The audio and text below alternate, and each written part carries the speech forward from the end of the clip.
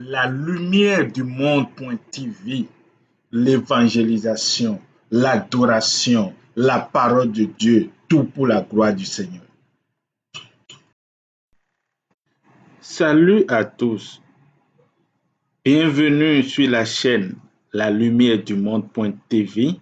Sur cette chaîne, nous répondons à des questions que posent les chrétiens et également les païens.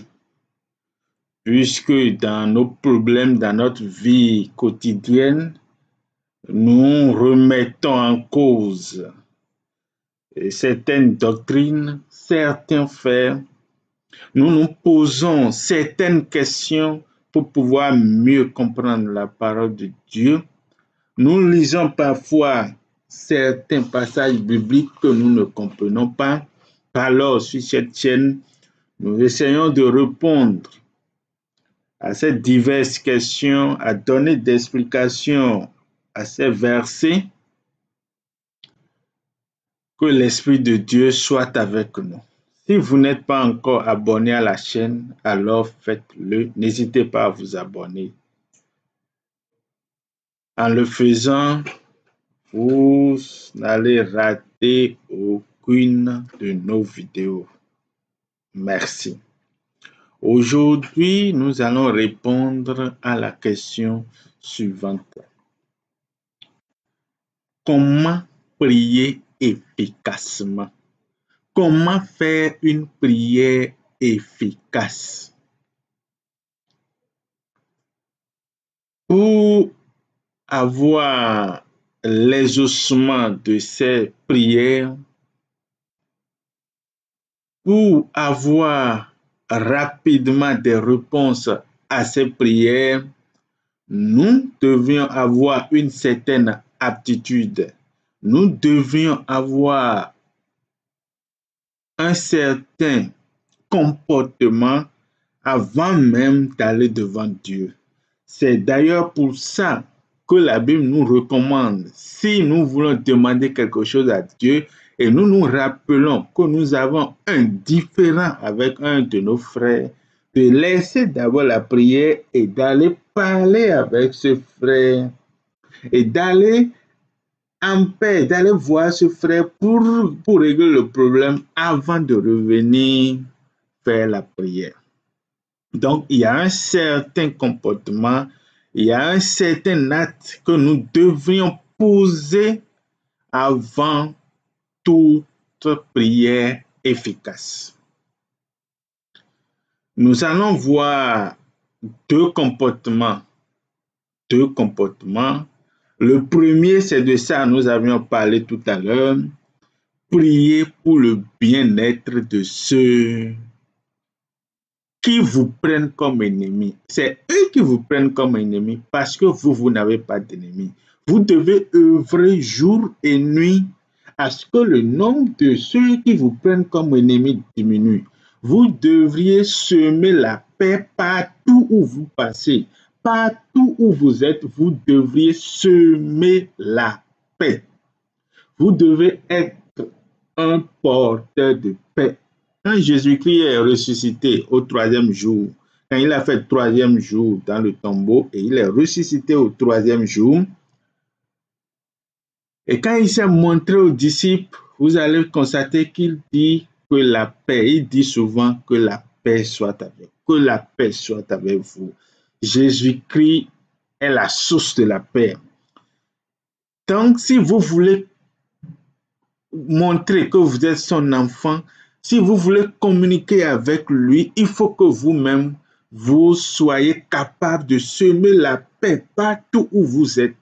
Vous ne pouvez pas avoir d'ennemis. Faites tout pour ne pas avoir d'ennemis. Maintenant, si des gens vous prennent comme des ennemis, faites tout également pour diminuer le nombre de ces gens-là. Faites tout également pour éviter qu'on vous prenne comme des ennemis. Semez la paix partout où vous passez. Restez dans un esprit de paix avec tout le monde. Alors, le second point, c'est d'avoir une vie sainte. Avoir une vie sainte. Et tout d'abord, nous devons savoir que personne ne peut prier selon le cœur de Dieu. C'est son esprit, c'est l'Esprit Saint qui nous guide dans nos prières. C'est l'Esprit Saint qui nous guide dans nos prières. Donc, si vous voulez faire une prière efficace, vous devez avoir une vie sainte pour pouvoir communiquer avec l'Esprit de Dieu, pour que l'Esprit de Dieu puisse résider en vous, pour que l'Esprit de Dieu puisse habiter en vous. Si vous ne menez pas une vie de sainteté, si vous ne menez pas une vie sainte, si vous êtes dans la saleté, si vous êtes dans la souillure, l'Esprit de Dieu ne peut pas communiquer avec vous. Or, c'est lui qui nous aide à prier. Aucun pasteur, aucun humain, aucun être, aucun chrétien, aucun humain ne peut se prétendre savoir prier sans l'Esprit de Dieu. Chaque fois que nous nous mettons à genoux, c'est l'Esprit de Dieu qui nous chuchote les mots que nous devions prononcer pour que cela soit agréable devant Dieu, pour que cela soit agréable aux oreilles du Tout-Puissant. Nous devions donc mener une vie de sainteté pour permettre à cet esprit de nous guider, pour permettre à cet esprit de nous animer, de nous instruire et de nous dire ce que nous devrions dire dans nos prières pour que la prière soit efficace, pour que la prière soit exaucée, pour que la prière soit acceptée dans les lieux célestes. Bon, après cela, nous allons aller, après les comportements, ce sont les deux principes fondamentaux que vous devez avoir avant de dire que vous voulez faire une prière efficace. Maintenant, comment faire une prière efficace?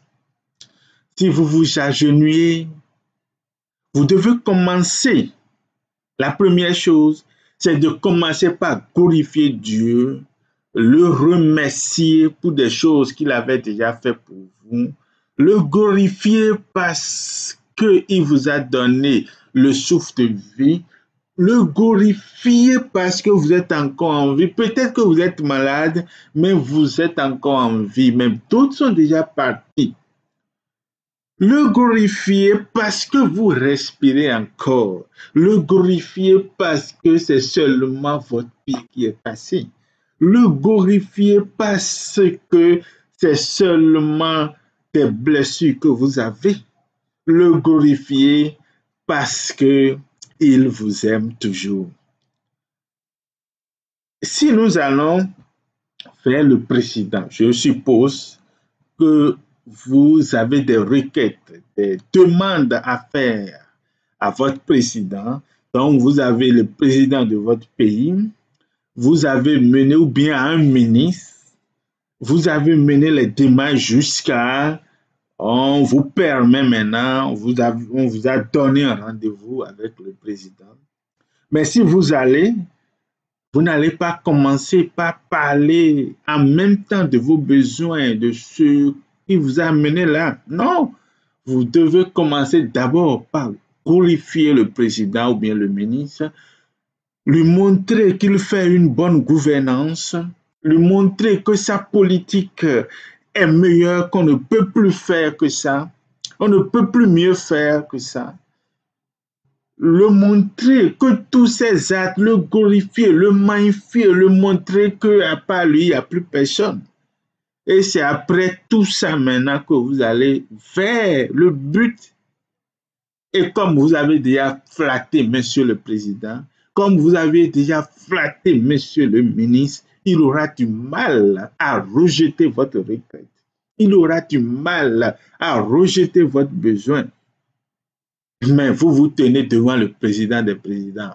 Vous vous tenez devant Dieu le Tout-Puissant. Vous vous tenez devant le roi des rois, le Seigneur des seigneurs. Et vous ne glorifiez pas, vous ne remerciez pas et vous vous jetez seulement sur vos besoins, sur vos requêtes. Non, la première des choses à faire quand vous voulez prier, après les principes, l'état d'esprit, avoir une vie sainte et semer la paix partout. Après cela, quand vous vous mettez à genoux, commencez par glorifier et remercier le Tout-Puissant pour des choses qu'il vous a fait, pour le souffle de vie que vous aviez. Commencez par le glorifier à cause de cette magnifique créature, à cause de la création, la mer. Regardez la mer. Regardez aller dans les forêts les plus denses et regardez, écoutez les oiseaux chanter. Regardez comment les nuages se forment. Glorifiez Dieu. Glorifiez-le à cause de ses œuvres. Glorifiez-le à cause de la création. Magnifiez-le. Et c'est après cela que vous pouvez déboucher sur le pardon de vos péchés. Après avoir glorifié, remercier le Seigneur, vous pouvez maintenant aller sur le pardon de vos péchés et vous allez vous sanctifier dans le sang du Christ pour que la connexion avec l'Esprit Saint soit parfaite. Demandez le pardon de vos péchés parce que inconsciemment, il y a certains actes que nous posons, il y a des pensées qui nous traversent, il y a des paroles que nous prononçons et c'est après que nous nous rendons compte que nous avions blessé quelqu'un ou bien nous ne savons même pas, nous l'avons blessé, mais pour nous, c'est que tout est normal. Donc, quand vous vous agenouillez, demandez pardon à Dieu parce que Dieu, Jésus-Christ, le Tout-Puissant, il est en haut là-bas à côté du Père et il nous défend jour et nuit. Donc, s'il y avait déjà un malentendu, tu as déjà commis un certain péché que tu ne maîtrises pas, si Satan va passer par là pour pouvoir bloquer ta prière, pour pouvoir freiner ta prière, alors le fait que tu demandes le pardon de tes péchés, le fait que tu te sanctifies dans le sang de Jésus-Christ, alors tu le bloques ainsi. Et tu établis la connexion avec le Saint des Saints, avec le Seigneur des Seigneurs, avec l'Esprit Saint de Dieu. Il va te guider maintenant dans la prière. Et l'étape suivante, disons, la troisième étape, c'est la prière elle-même.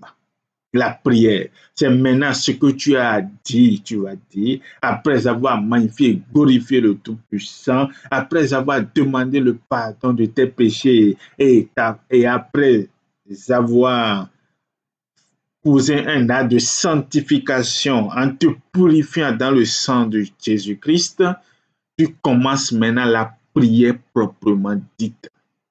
Ta requête, ce que tu as dit, c'est maintenant au troisième point que tu vas prier. Et l'Esprit Saint est déjà là pour te guider. Parce que là où on parle du sang du Christ, l'Esprit Saint se présente. Il est là pour te chuchoter les choses à l'oreille, pour te guider, pour ordonner tes demandes, pour ordonner ta requête. Et maintenant, la quatrième étape, qui est la dernière étape, il faut avoir la foi. La foi que nous avons été exaucés et remercions le Seigneur que nous l'avions obtenu. Car la foi, c'est de croire l'existence de ce qu'on ne voit pas. Donc, la dernière étape, c'est de croire que tout ce que l'Esprit nous a aidé à prier, tout ce qu'il nous a aidé à dire dans la prière est exaucé, est reçu par le Saint-Esprit et transmis au Dieu Tout-Puissant, le Créateur des créateurs, et l'exaucement est déjà en cours. Avoir cette foi ferme en toi. Et là, ce n'est qu'après tout ça que nous pouvons parler de prière efficace. Une prière est dite efficace quand on reçoit l'exaucement, quand elle est exaucée le plus tôt possible. Une prière est dite efficace quand, en priant, on sent qu'elle part directement dans les oreilles du Tout-Puissant. Elle part directement dans le lieu céleste, alors que l'Esprit de Dieu nous guide. Et comme nous l'avons dit au départ, personne ne sait prier. Aucun pasteur, aucun apôtre, aucun serviteur de Dieu, aucun chrétien ne peut dire qu'il sait réellement prier. C'est l'Esprit Saint qui nous guide. Et vous devez créer les conditions pour que l'Esprit Saint vous anime au moment où vous priez. Vous devez créer les conditions pour que l'Esprit Saint soit avec vous au moment où vous priez pour pouvoir vous guider. Alors, si vous n'êtes pas encore abonné à cette chaîne, alors nous vous invitons à le faire pour ne rater aucune de nos vidéos parce qu'il y a encore beaucoup. Chaque samedi, nous publions de nouvelles vidéos et beaucoup de vidéos sont derrière et qui arrivent. Merci et à bientôt. Que le Saint-Esprit soit avec vous, qu'il nous bénisse. Amen.